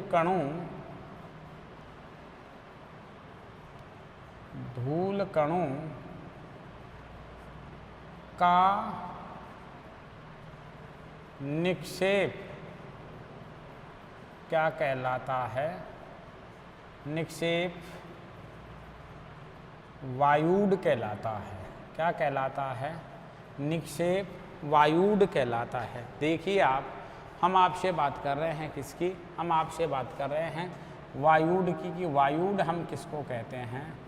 तो हमने आपको वायुड के बारे में बताया कि वायुड किसको कहते हैं। वायुड वह होता है, या तो अर्ध शुष्क क्षेत्र है, या तो कौन सा क्षेत्र है, या तो अर्ध शुष्क क्षेत्र है, और या कौन सा क्षेत्र है, शुष्क क्षेत्र है।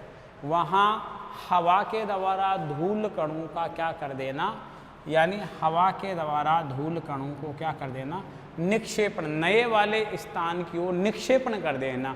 अर्थात शुष्क और अर्ध शुष्क क्षेत्रों से हवा के द्वारा धूल के कणों को उड़ा करके निक्षेपित कर देना, निक्षेपण कर देना, क्या कहलाता है, वायुड के नाम से जाना जाता है। क्या जाना जाता है, वायुड के नाम से जाना जाता है। यानी देखिए, यानी जो दूरवर्ती मरुस्थल होते हैं उन दूरवर्ती मरुस्थलों से, यानी दूरवर्ती जो मरुस्थल होते हैं उन दूरवर्ती मरुस्थलों से हवा के कणों को उड़ाया जाता है। क्या किया जाता है, हवा के कणों को दूरवर्ती मरुस्थल से उड़ाया जाता है।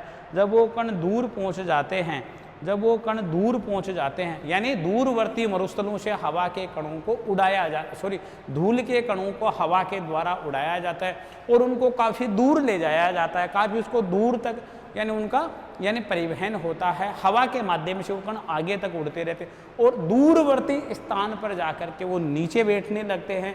और जब उनका नीचे बैठने का मतलब जब उनका नीचे जमाव हो जाता है, तो जमाव के द्वारा जो हमारे को मिट्टी प्राप्त होती है, अर्थात उनके जमा होते रहने से जिस मिट्टी का निर्माण होता है वह मिट्टी लोएश के नाम से के द्वारा जानी जाती है। उसको हम लोएश की संज्ञा देते हैं।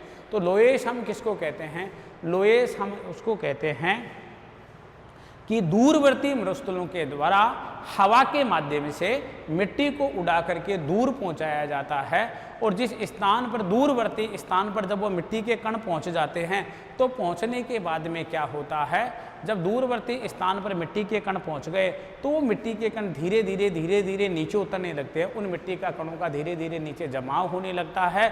और जब उन मिट्टी के कणों का जमाव हो जाता है और उससे जिस मिट्टी का निर्माण होता है, उसी मिट्टी को हम किस नाम से जानते हैं, उसी मिट्टी को हम लोएश के नाम से जानते हैं। यानी लोएश के नाम से जानते हैं। लोएश में बारीक कण होते हैं, परतें नहीं होती हैं। देखिए, यदि हम आपसे बात करते हैं तो लोएस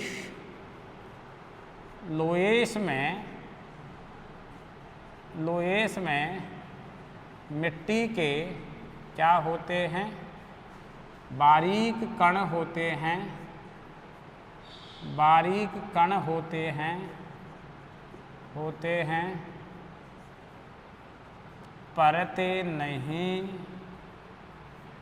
पाई जाती हैं। क्या नहीं पाई जाती हैं? परतें नहीं पाई जाती हैं। यानी लोएस में मिट्टी के बारीक कण होते हैं, बल्कि लोएस में यानी मिट्टी की परतें नहीं पाई जाती हैं। मिट्टी का एक ही मोटी परत के रूप में, एक मोटी शीट के रूप में क्या हो जाता है, मिट्टी का जमाव होने लग जाता है। यानी सर्वाधिक जो लोएश हैं ना, सर्वाधिक यदि मैं लोएश की आपसे बात करूं तो जो सर्वाधिक लोएश पाए जाते हैं, यानी सर्वाधिक लोएश,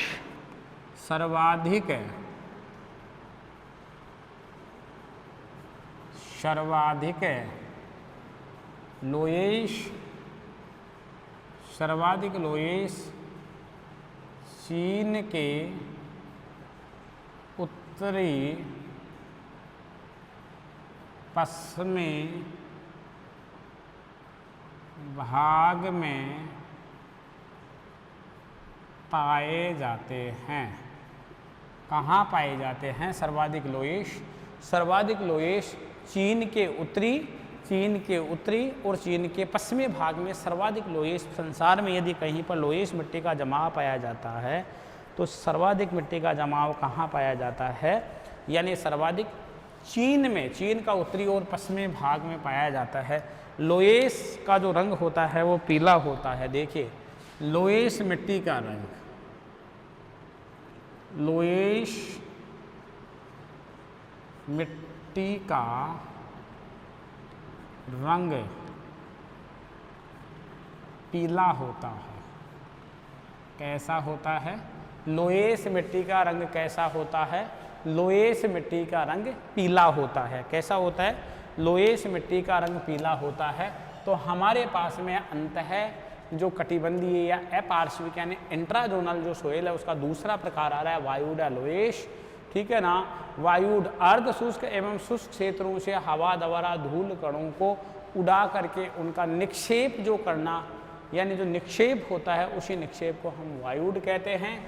लोएश में बारीक कण होते हैं, लोएश में मिट्टी की परतें नहीं पाई जाती हैं। मुख्य विशेषता सर्वाधिक लोएश चीन के उत्तरी और पश्चिमी भाग में पाए जाते हैं। अर्थात मैं बात करूँ अर्थात लोएश का रंग कैसा होता है, लोएश मिट्टी का रंग कैसा होता है? लोएश मिट्टी का रंग पीला होता है। हम यानी जो अंतः कटिबंधीय मिट्टी है, इस अंतः कटिबंधीय मिट्टी के हम कौन से प्रकार की आपसे बात कर रहे हैं? अंतः कटिबंधीय मिट्टी के हम आपसे तीसरे प्रकार की बात कर रहे हैं। कौन से प्रकार की बात कर रहे हैं? हम आपसे थर्ड प्रकार की बात कर रहे हैं। जो अंतः कटिबंधीय हमारे पास में क्या पाई जाती है? मिट्टी पाई जाती है। देखिए जो अंतः कटिबंधीय हमारे पास में मिट्टी है, यदि इस मिट्टी की हम बात करें तो हमारे पास में तीसरे प्रकार की है हिमानी, जिसको मोरेन कहते हैं, यानी हिमानी।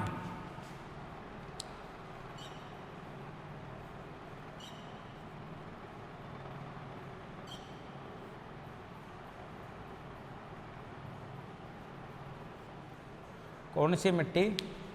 तीसरे प्रकार की जो हमारे पास में मिट्टी आ रही है वह आ रही है हिमानी प्रकार की मिट्टी। कौन सी? हिमानी।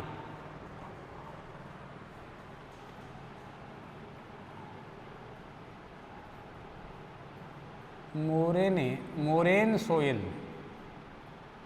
हम आपसे बात कर रहे हैं कौन से सोइल की?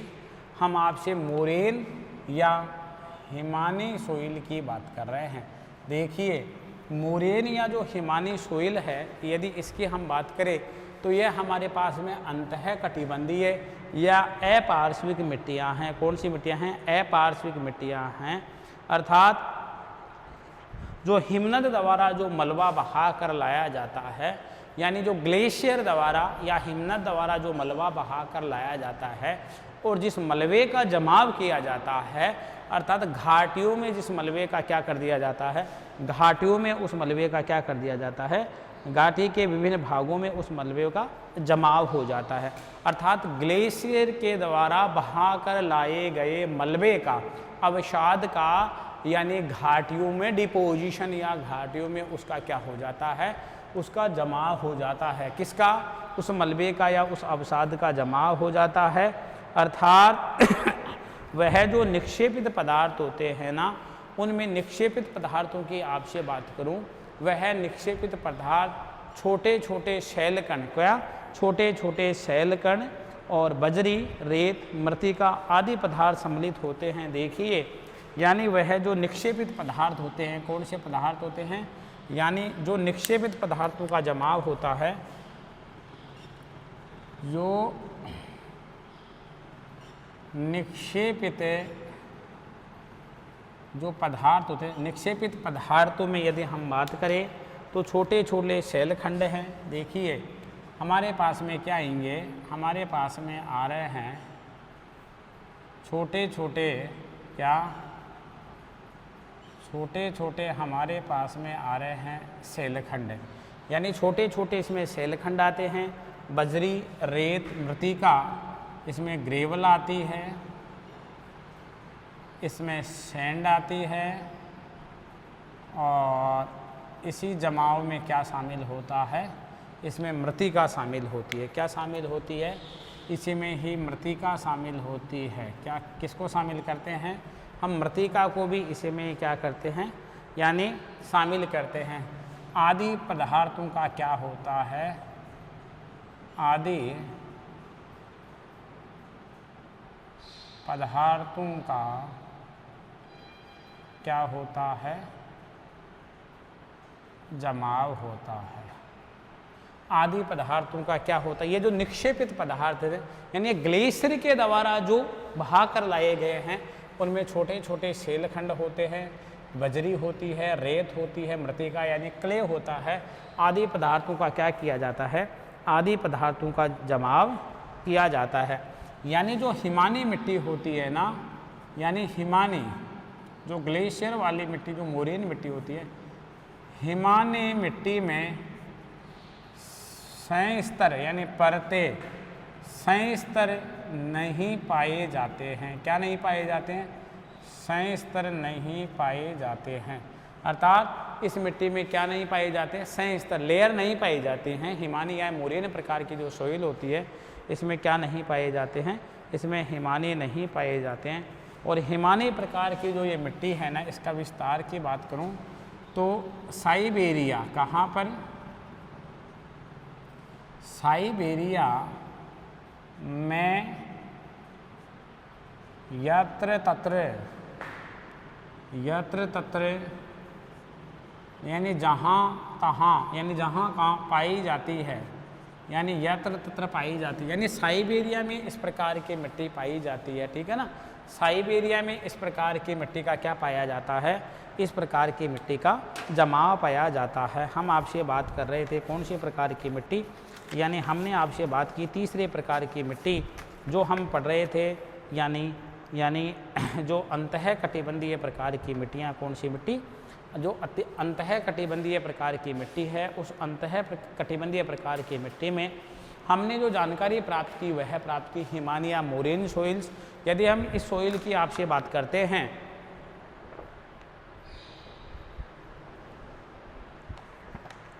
तो हमारे पास में यह जो मिट्टी आती है, यदि इस मिट्टी की यदि हम आपसे बात करें तो मुख्य रूप से यह मिट्टी साइबेरिया वाली क्षेत्र में मिलती है। इसमें परतें नहीं पाई जाती हैं, यानी जो हिमानी के द्वारा जो निक्षेपण किया जाता है, जो डिपोजिशन किया जाता है, उसमें छोटे छोटे शैलखंड होते हैं, बजरी होती है, रेत होती है, मृत्तिका होती है, आदि प्रकार की हमारे पास में क्या होती हैं, आदि प्रकार की इसमें यानी पदार्थों का जमाव होता है। हम चौथे प्रकार की मिट्टी की ओर चल रहे हैं और हम एशिया महाद्वीप की मिट्टी का यानी अंतिम प्रकार की ओर चल रहे हैं, और इसी के साथ साथ हमारा क्या कंप्लीट हो जाएगा, आज एशिया महाद्वीप की जो मिट्टियां हैं वह मिट्टियों वाला टॉपिक हमारा क्या हो जाएगा, पूर्ण हो जाएगा। तो हमारे पास में अंतःकटिबंधीय जो मिट्टी है, इस मिट्टी का चौथा प्रकार, तो चौथा प्रकार की मिट्टी है हमारे पास में कौन सी मिट्टी?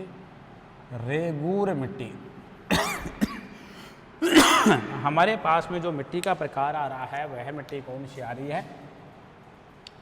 हम रेगूर मिट्टी की बात कर रहे हैं। यानी हमारे पास में जो मिट्टी का प्रकार आया वह मिट्टी आ रही है रेगूर सोइल। कौन सी सोइल की बात कर रहे हैं? हम आपसे रेगूर सोइल की बात कर रहे हैं, रेगूर प्रकार की मृदा की बात करते हैं। देखिए ये जो रेगूर प्रकार की मृदा होती है, यदि हम इसके रंग की बात करते हैं कि किस रंग की मृदा होती है, तो यह काले रंग की मृदा होती है। कौन से रंग की मृदा होती है? इसका रंग कैसा होता है? काला, यानी काला रंग होता है। इस मिट्टी का जो विकास हुआ है या इस मिट्टी की जो उत्पत्ति हुई है वह ज्वालामुखी लावा की निर्मित होने से, यानी ज्वालामुखी विस्फोट से प्राप्त लावा से हुई है। यदि ज्वालामुखी से प्राप्त जो लावा है, यानी ज्वालामुखी विस्फोट के द्वारा प्राप्त जो लावा है, उस लावा के द्वारा कौन सी मिट्टी की हमारे को प्राप्ति हुई है? हमारे को जिस मिट्टी की प्राप्ति हुई है, यदि मैं उस मिट्टी की आपसे बात करता हूँ तो उस मिट्टियों में हमारे पास में प्राप्ति हो रही है यानी रेगूर प्रकार की मृदा की, यानी रेगूर प्रकार की सोइल की मैं आपसे बात कर रहा हूँ, ठीक है ना, कि ज्वालामुखी विस्फोट के द्वारा जो उत्सर्जित लावा है, उस उत्सर्जित लावा के द्वारा के जमाव से इस मिट्टी का निर्माण हुआ है, ठीक है। निकले लावा द्वारा निर्मित बेसाल्ट सेल के अपक्षय से, किसके? यानी जो बेसाल्ट सेल है ना, उन बेसाल्ट सेल के अपक्षय के द्वारा इस मिट्टी का क्या हुआ है? इस मिट्टी का निर्माण हुआ है। कौन से प्रकार की? रेगूर प्रकार की जो मृदा होती है, यानी रेगूर प्रकार की मृदा में विभिन्न प्रकार के संस्तर अपूर्ण पाई जाती हैं, या संस्तर मुख्य रूप से का विकास अपूर्ण होता है। देखिए मैं रेगूर प्रकार की मृदा की बात करूं तो हमारे पास में जो रेगूर प्रकार की मृदा है, इसका रंग कैसा होता है? इसका रंग काला होता है। यानी ज्वालामुखी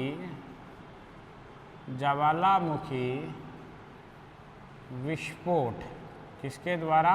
यानी जो ज्वालामुखी विस्फोट होता है, ज्वालामुखी विस्फोट से उद्गारित लावा द्वारा, ज्वालामुखी विस्फोट के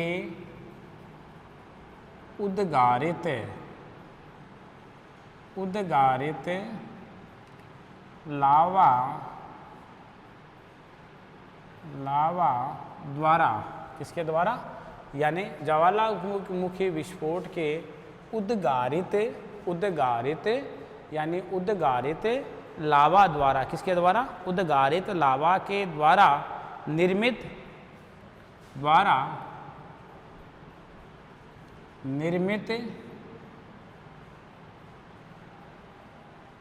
बेसाल्ट सेल। कौन सी सेल? मैं आपसे बात कर रहा हूँ कौन सी सेल की? बेसाल्ट सेल के अपक्षय से, यानी वेदरिंग की प्रक्रिया के द्वारा। कौन सी प्रक्रिया के द्वारा? वेदरिंग की प्रक्रिया से हुआ है। कौन सी से हुआ है? वेदरिंग की प्रक्रिया के द्वारा इसका निर्माण हमारे पास में हुआ है। देखिए यानी बेसाल्ट सेल के अपक्षय के कारण से हुआ है। यानी ये जो रेगूर प्रकार की मृदा है, इस मृदा में क्या पाया जाता है? संस्तरों का जो विकास है ना, संस्तरों का विकास क्या है? संस्तरों का विकास अपूर्ण है। किस रूप में है? संस्तरों का विकास अपूर्ण है। किस रूप में है? जो संस्तर है ना, उन संस्तरों का विकास लावा द्वारा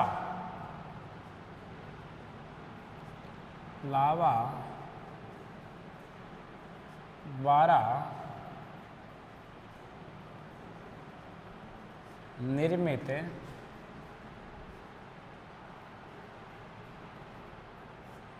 बेसाल्ट सेल के अपक्षय से, किससे हुआ है? के अपक्षय से हुआ है, ठीक है ना। इसमें संस्तरों का विकास क्या होता है? सहस्त्रों का विकास इसमें अपूर्ण होता है, ठीक है ना। यानी यह मिट्टी यानी जब इस रेगूर मृदा में क्या मिल जाता है, यानी जल योजन होने पर, जल योजन पर यानी जल मिलने पर, कौन सी मृदा में, यानी इस रेगूर मृदा में जल योजन पर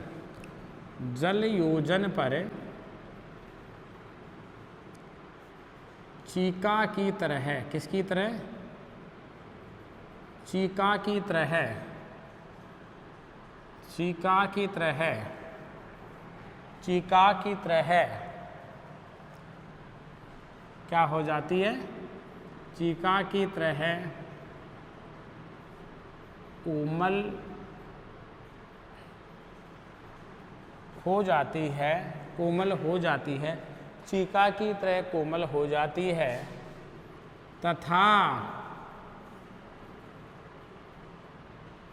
जल अभाव, तथा जल अभाव में, तथा जल अभाव में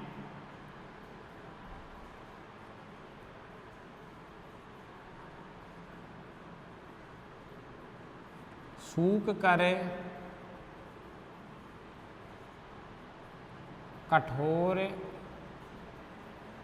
हो जाती है, सूख कर क्या, कठोर हो जाती है, तथा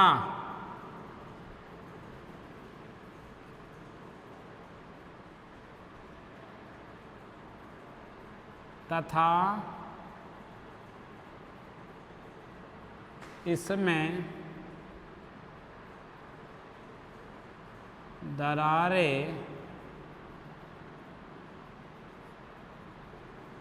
पड़ जाती हैं, तथा इसमें क्या पड़ जाती हैं, तथा इसमें दरारें पड़ जाती हैं, ठीक है ना। यानी हम बात करें, यदि हम बात करते हैं भारत में विस्तार की, कौन सी मृदा की, भारत में इस मिट्टी का विस्तार कहाँ पाया जाता है, यानी प्रायद्वीपीय भारत में। मैं कौन से भारत की बात कर रहा हूँ आपसे, मैं आपसे बात कर रहा हूँ प्रायद्वीपीय भारत में, प्रायद्वीपीय भारत में रेगूर, प्रायद्वीपीय भारत में रेगूर मृदा का विस्तार गुजरात से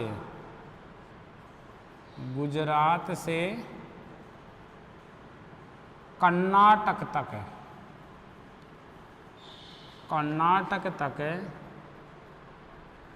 पाया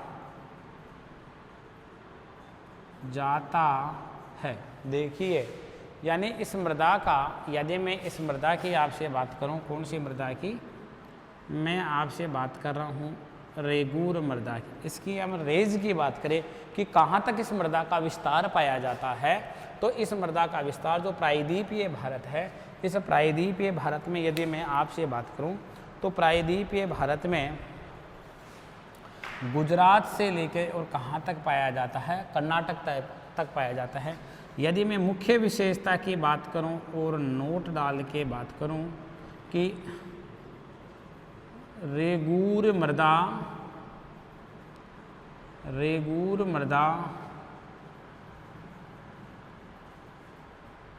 कपास वाली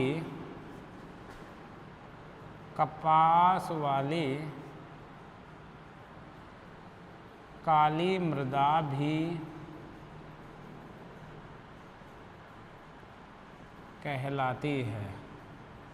कौन सी मृदा कहलाती है, कपास वाली काली मृदा भी कहलाती है। कौन सी मृदा कहलाती है, कपास वाली काली मृदा भी कहलाती है। देखिए, जो ये रेगूर मृदा ना,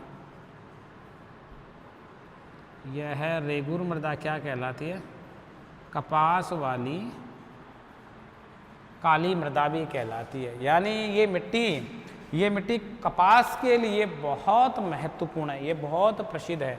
यानी ये कपास वाली काली मिट्टी के उपनाम से भी क्या होता है, इस मृदा को जाना जाता है। कौन सी मृदा, यह कपास वाली काली मिट्टी के भी नाम से भी इस मृदा को हम क्या करते हैं, इस मृदा को हम जानते हैं।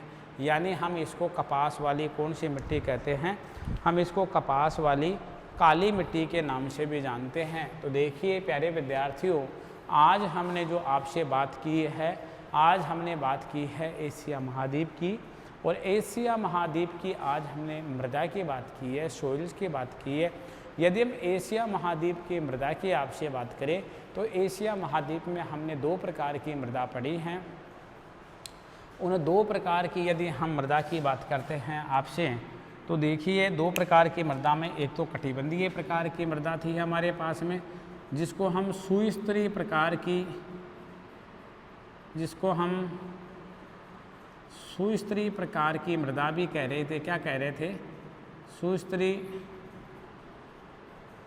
प्रकार की मृदा भी कह रहे थे।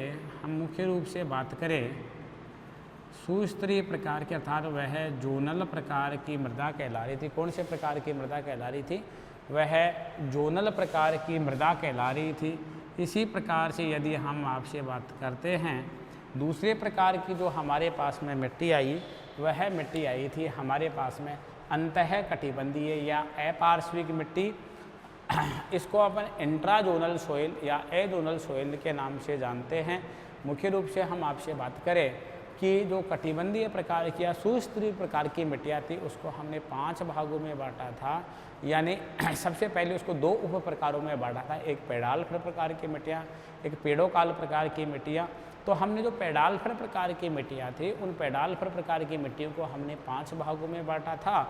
इसी के साथ साथ हम बात करें जो हमारे पास में पेडोकोल प्रकार की मिट्टियाँ थी, उन पेडोकोल प्रकार की मिट्टियों को हमने 3 भागों में बांटा था, एक चरणोज्म प्रकार की मिट्टी, एक भूरी स्लेटी मिट्टी, और इसी के साथ साथ हम आपसे बात करें जो तीसरा प्रकार था वो मरुस्थलीय प्रकार की मिट्टी थी।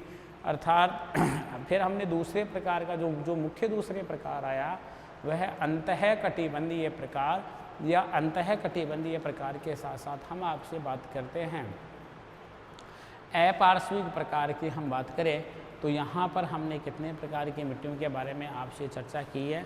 हमने यहाँ पर हमने 4 प्रकार की मिट्टियों की आपसे बात की है। यानी सबसे अंतिम प्रकार की मिट्टी का उल्लेख आपके पास में है, जिसको हम रेगूर प्रकार की मृदा कह रहे थे। इससे पहले हम वायुड प्रकार की मिट्टी की और हिमानी प्रकार की मिट्टी की आपसे बात की थी, और हिमानी प्रकार की मिट्टी से पहले हमने आपसे बात की थी वायुड प्रकार की मिट्टी की। और वायुड प्रकार की मिट्टी के साथ साथ जो हमने आपसे बात की वह थी हमारे पास में कांप मिट्टी या जलोढ़ मिट्टी। यदि हम संसार के सबसे महत्वपूर्ण मिट्टियों की बात करें और सबसे उपजाऊ मिट्टियों की यदि हम आपसे बात करते हैं, तो संसार में जो सबसे उपजाऊ प्रकार की जो मिट्टियाँ पाई जाती हैं, यदि मैं उन मिट्टियों की आपसे बात करूं, तो वह हमारे पास में आता है कौन सा? वह हमारे पास में एलुवल सोइल आता है, यानी जलोढ़ या कांप मिट्टी आता है। जलोढ़ या कांप मिट्टी की हम आपसे बात करें तो ये 2 प्रकार का होता है, एक पुरातन जलोढ़ होता है, एक नवीन जलोढ़ होता है। यह हमारे पास में 2 प्रकार से शामिल हुआ। इसी प्रकार से यदि हम बात करते हैं कि नवीन जलोढ़ वह होता है, उस नवीनतम यानी नूतन जलोढ़ को ही हम खादर के नाम से जानते हैं। अर्थात प्रतिवर्ष नदियों के द्वारा यानी नवीन कांप मिट्टी का, यानी प्रतिवर्ष नदियों की बाढ़ के द्वारा नवीन कांप मिट्टी का जो जमाव कर दिया जाता है, उसी नवीन कांप मिट्टी के जमाव को हम किसके नाम से जानते हैं? हम यानी उसको खादर के नाम से जानते हैं। अर्थात जहाँ पर प्रतिवर्ष किसका पानी पहुँच जाता है? जहाँ पर प्रतिवर्ष नदियों की बाढ़ का पानी पहुँच जाता है, और उन नदियों के द्वारा जो यानी बहा कर के लाया गया जो मलबा होता है, उस मलबा क्या कर दिया जाता है? वहाँ पर उस मलबे का क्या हो जाता है? जमाव हो जाता है। हम उस जमाव वाले क्षेत्र की आपसे बात कर रहे हैं प्यारे विद्यार्थियों। इसके अलावा हम बात कर रहे थे पुरातन जलोढ़। तो पुरातन जलोढ़ वह जलोढ़ होता है जहाँ पर प्रतिवर्ष नदियों का पानी नहीं पहुँचता है। किसी समय वहाँ पर नदियों का पानी पहुँचता था, लेकिन आज वहाँ पर नदियों का पानी नहीं पहुँच रहा है, और उस क्षेत्र में आज नदियों का पानी नहीं पहुँचने के कारण से हम आपसे बात करें कि उस क्षेत्र में जो पहले वाली मिट्टियाँ थी, उन्हीं मिट्टियों का वहाँ पर जमाव है। वहाँ पर नई मिट्टियों का जमाव नहीं हुआ है, और नई मिट्टियों का जमाव नहीं होने के कारण से वहाँ पर जो मिट्टियाँ पाई गई उन्हीं मिट्टियों को ये हम किस नाम से जाना गया, बांगर या पुरातन जलोढ़ के नाम से उन मिट्टियों को जाना जाता है। तो मुख्य रूप से हम आपसे बात करें प्यारे विद्यार्थियों, इस प्रकार से हमने एशिया महाद्वीप की जो दो प्रकार की जो यानी मेजर 2 प्रकार की मिट्टियाँ आई, उन मेजर 2 प्रकार की मिट्टियों की हमने आपसे बात की। फिर हम नए टॉपिक के साथ मैं आपके सामने फिर उपस्थित होऊंगा। इसी के साथ साथ हम एशिया महाद्वीप को कंप्लीट करके पूरा करके और हम चलेंगे यूरोप महाद्वीप की तरफ। तब तक के लिए यानी धन्यवाद सभी विद्यार्थियों का।